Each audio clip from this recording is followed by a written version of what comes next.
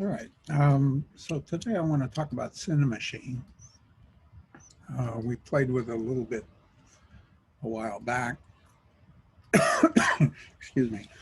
Um, uh, First of all, of course, documentation, uh, various websites that you can find information about. These are long and mostly promotional, but they do show some cool things. Um, a couple of short introductions, and here's of course, a comprehensive one. I'm sure you can find more. So the Cinemachine is added via the package manager. Generally, we want to try and use a verified version. These tend to be more stable. There are a lot of preview packages and unlabeled ones. Once you've added Cinemachine, you'll see a new menu item that's been added to your editor up here, Cinemachine. And one of them is the import example asset package, which brings in all of these examples, lots of different examples, some of which I've incorporated here. Um, the uh, There are examples for the follow cam, composer, free look, various mixing and state-driven camera systems, and of course the Dolly system that we'll talk about. So Cinemachine is a virtual camera operator that attaches a Cinemachine brain to the actual camera. You can see that over here. There's a little icon that shows that my main camera has a brain on it. We actually don't have to do much with that, but it needs to be there.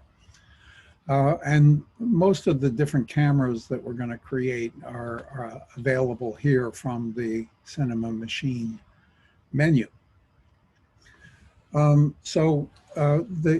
very act of adding a virtual camera to our scene automatically adds a brain onto the main camera. And as we look at our virtual cameras, we'll find that there are three basic tools. There's the body, the aim, and the noise module. So here in this scene for where all I have is a single virtual camera that I've added to my scene, it's made the main camera have a brain. There's the brain. And here are the three basic modules, the body, the aim, and the noise.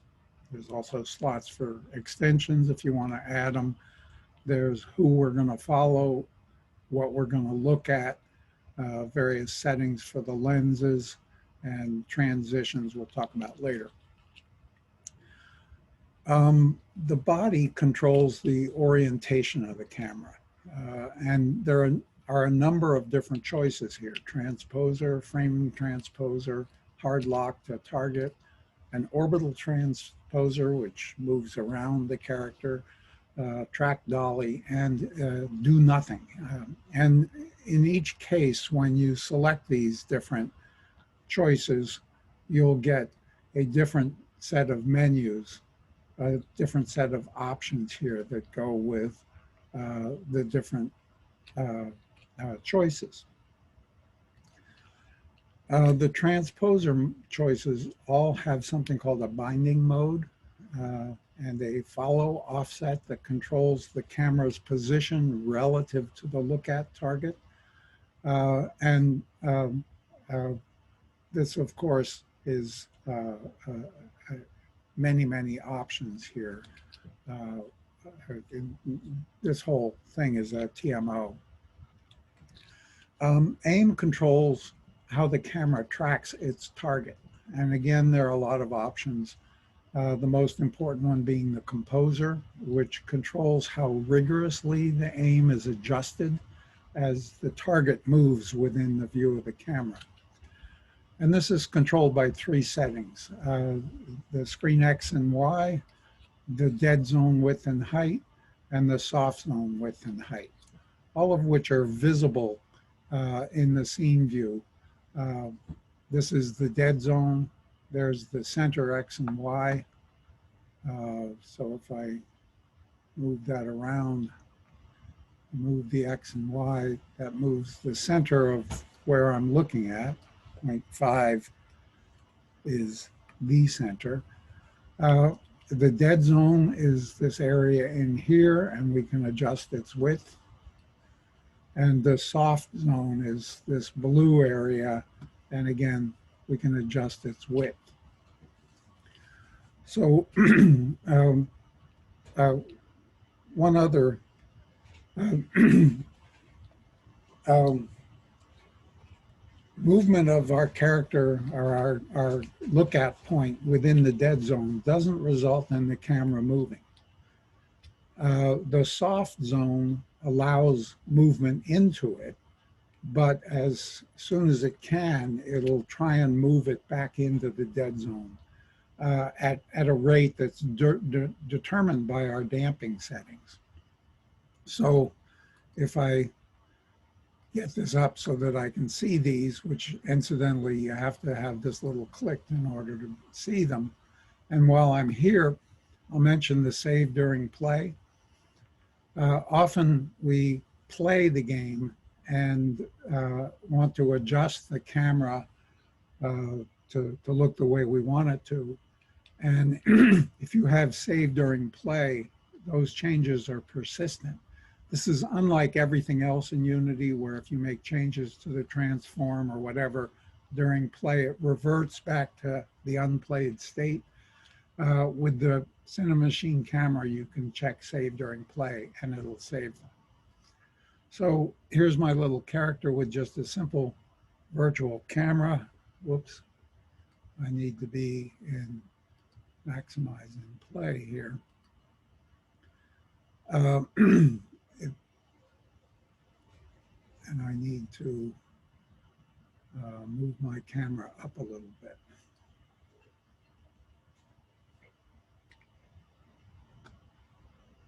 I need to move my camera up a little bit.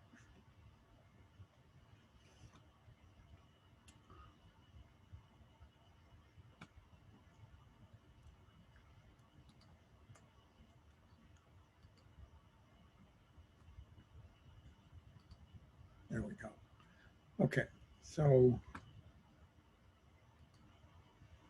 I set that back to 0 again. Sorry, I had changed it. So it's going to try and keep my character in that little dead zone. It allows it to move out of the dead zone, but it puts it back in the dead zone. It's a little bit twitchy here to see this thing actually happening, but its goal is to keep that little yellow dot in the dead zone. And as I move here out of the dead zone, it won't go into the red, but it will go into the blue. So these are the kind of limits that we set on our camera with the composer. Now, the noise generates camera shake, and there are various noise profiles, and you can create your own. There's also a slot, as I mentioned, for extensions. These include things like the camera offset, a collider, which lets you back up against the wall and the camera won't penetrate the wall, which is kind of nice. Confiner, follow zoom will keep your object the same size no matter how far away the camera is. And storyboard is for doing storyboards. It puts up slides. And impulse listener listens for explosions that you can then jiggle the camera with.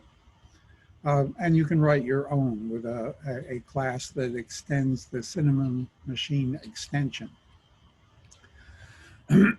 Now, another type of camera is the free look camera, and this is one of the ones that we generate with the pull down. So now I have a free look camera here, and the free look camera has a lot of similar properties, things like the lens, what we're following, what we're looking at, but it also has these axis controls, how we're controlling the y-axis with the mouse Y and the x-axis with the mouse X. And the free look camera is basically an orbiting camera. Um, um, so the body is basically hardwired to that orbital transformer, but the AIM modules are adjustable. And what the what these modules do, it puts three of them: a top rig, a middle rig, and a bottom rig. And each of these can have different uh, different characteristics for their body: the damping, for the aim, the composer, look ahead, all of the damping and screen position and so forth. Each of these can be different. I think I've left them pretty much alone here. And if I look at my camera, it has these rings that you can see. There's a circular ring here, there's a circular ring here, and then there's a circular ring here. These are set here in the orbits. So the top rig has a height of 5 and a radius of 10. That's the size of this circle, which you can't really see unless it's in wireframe. So the top rig has a radius of 10. The middle rig has a height of 3, so it's lower, and it has a radius of 5. And the bottom rig is at a height of 1, and it has a radius of 3. Now, which rig you're using is controlled by the position of the mouse within your game view. And it switches smoothly among the different rigs based on the height, based on the position of the mouse within the window.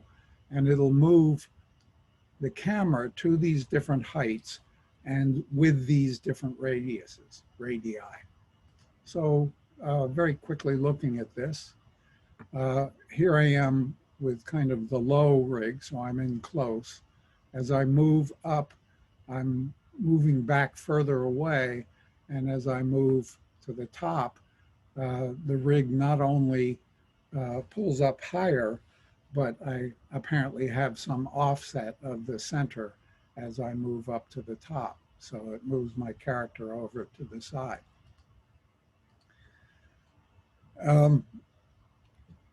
There are controls for how rapidly all this takes place, the axis controls, as well as options for the binding mode. Simple follow with world up is the one I've used in here. And options, even options for having different lenses and different look at targets for the rigs. They have overrides for the lens and for the look at targets. So now the true power of Cinemachine comes when you include more than one virtual camera and you control via scripting which one is active. And there are a number of different ways to switch which is the active camera. Back in the Archer project with projectile weapons, we used the priority. We changed the priority of the cameras, and the one with the highest priority was the one that was active. But Cinemachine actually provides us with a number of tools for managing cameras, and there are a number of them that work well with the timeline. These include the blend list, the state-driven, the clear shot, and the mixing cameras.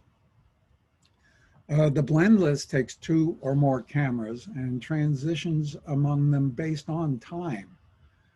So you specify how long you want to hold the first camera and how long to make the transition to the next camera.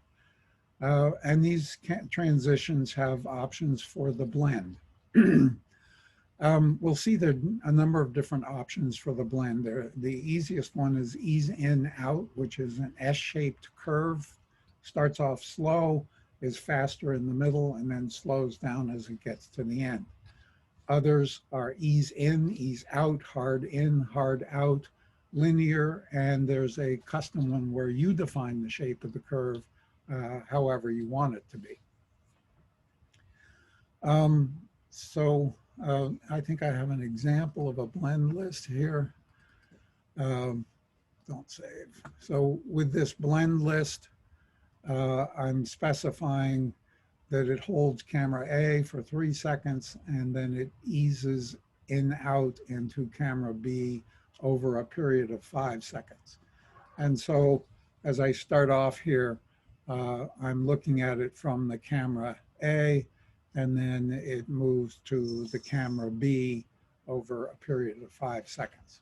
So these are things that you can use, particularly in timeline where you're doing kind of cut scenes and you want your camera to do fancy stuff. The mixing camera assigns each camera a different weight, and then you write a script that modifies these weights, and the cameras are blended according to their weights. In the example I have here, the cameras switch from a low angle to a high angle camera as the character moves along the Z direction. So here's the mixing one.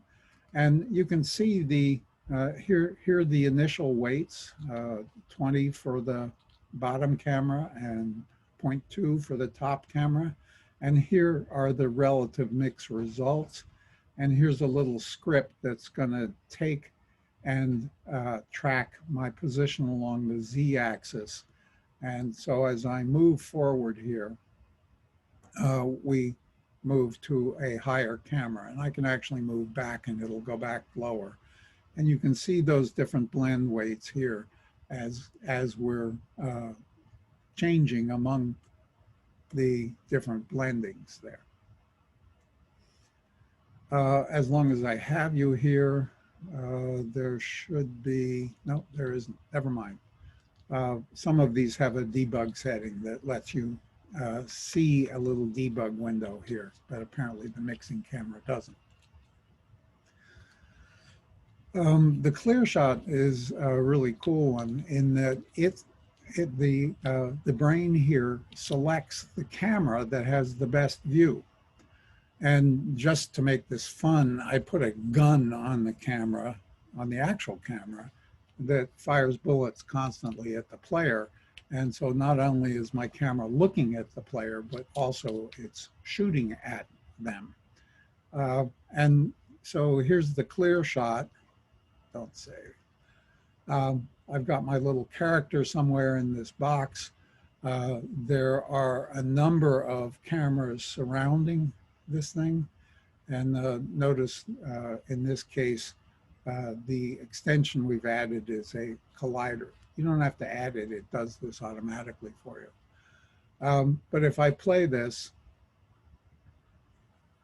let me actually maximize here. If I play this and move behind one of these walls, this thing is going to find a camera that has a better view of my player and continue to shoot at that player. So that one's pretty cool too. The state-driven one is my favorite. It's very cool. It works really well with the Animator, with mechanism states for our characters. You can assign a virtual camera to a specific Animator state. Our little character here, let me get into the scene. Our little character here has, his Animator has two states, locomotion and sprint. And so I've assigned two cameras, both free look. Free look is for the slow-paced locomotion is farther away and has a narrower field of view and no noise. Here are the height and radius settings for that free look. The sprint camera is lower down, so its heights are lower, and the radii are smaller, and it has a wider field of view, and it has noise, so that the camera will shake as the character sprints. I use the handheld wide angle strong, that number of presets for noise, and I boosted the amplitude and frequency gains a little bit. So here's my little character. I have a free look that I can orbit around and look up and down. Let me turn gizmos off here. When I run, that's the camera that I've got. Or when I jog, that's the camera that I've got. But if I sprint, the camera drops down to a kind of lower angle, and it has this nice noise that is indicative of him running. So that one's very cool. Two other tricks that are worth talking about are the group composer and the track Dolly. The group composer keeps a collection of objects in view, and it does this by adjusting the field of view of the camera. So if the things move apart, it'll go to a wider angle. If the things are close together, it'll zoom down in on them. And it'll also adjust the distance. These are done with the minimum, maximum field of view. You can zoom only, or you can dolly only. This is going to move the camera in and out to adjust. And there's also a combination dolly, then zoom. In this scene, in order to do this, you need to create an object that has a cinema target group component on it that contains the objects to be grouped, as well as various options regarding the position mode, which can either be the average or the center, and the rotation mode that can either be manual or the grouped average, as well as when you want this applied in the update, fixed update, or late update. And this target group is what you insert in the look at of the virtual camera. In this example, let me stop this scene here. In this example, don't say it. So I have this target group that contains my red ship, green ship, blue ship, and yellow ship. And I've got a camera that is looking at that target group. And just for fun, I put this camera on a track dolly. And that's the other thing I want to mention here. The track dolly, I should be in wireframe here. The track dolly, you can make this track for the camera. This is the camera track, this outer circle here. And with the track dolly, the camera lives on that track. Now there are two versions of the track. You can set it up so that the camera moves around that path, that Cinemachine path or dolly track, either at a fixed rate, or you can have it kind of be like the clear shot and have it find the point closest to the target. And I have two examples of those. For the one where it's moving along the track, you want to turn off the auto dolly, have the camera follow set to be the dolly cart. The look at is still our target group, but the follow is the dolly dolly cart, and the body should be set to hard lock to target.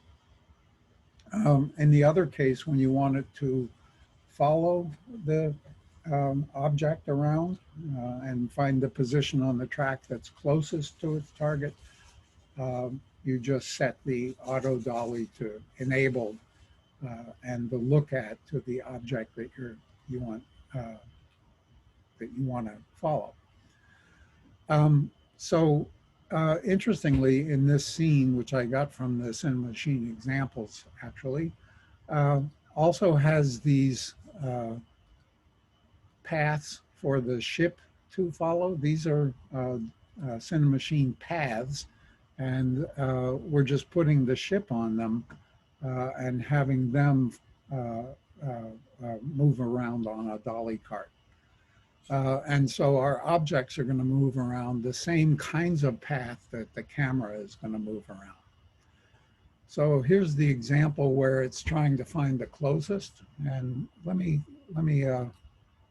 leave it in this view so that you can see the camera moving. I believe its target is the yellow one, so it's trying to stay as close as possible to the yellow one as it can, but it's also trying to keep the whole gang of them in view. And you can see it adjusting its field of view, and it actually doesn't stick scrupulously to the track. It does move a little bit as well. So that's where it's trying to stay as close as possible. Now, in the case with the cart, don't save. In the case with the cart, now I have a cart that has a speed and a position. Let me bump the speed up here to about 40 so that it actually moves pretty fast. And now the camera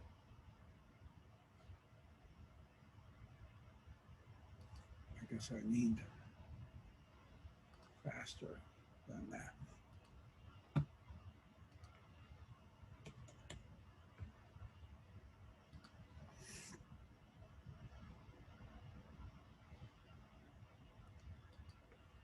Got something wrong with this. Follow the dolly cart. Look at the target group. The dolly cart is there.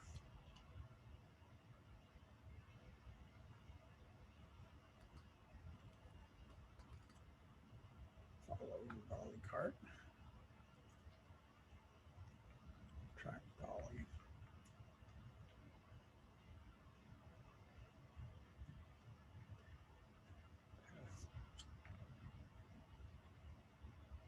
Oh, no.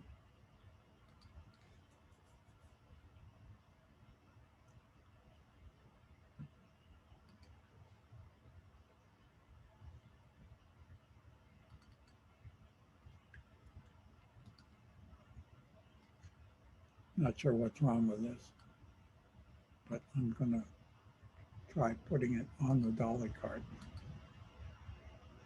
See if that fixes it.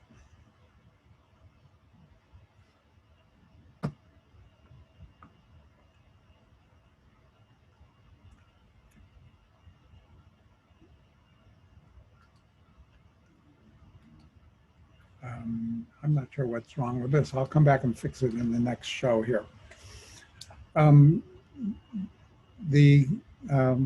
This only scratches the surface of what you can do with Cinemachine. It's kind of built to work with Timeline, which is a tool that we haven't talked about that's great for creating cutscenes. There's a couple of links for that. I'm going to stop the share at this point, and I'm going to pause recording. All right, I figured out what was wrong. I didn't have the, let me get the share screen going again. In my camera here, I didn't have the body hard lock to target on the dolly cart. That's why it didn't work. So now we'll see it work properly.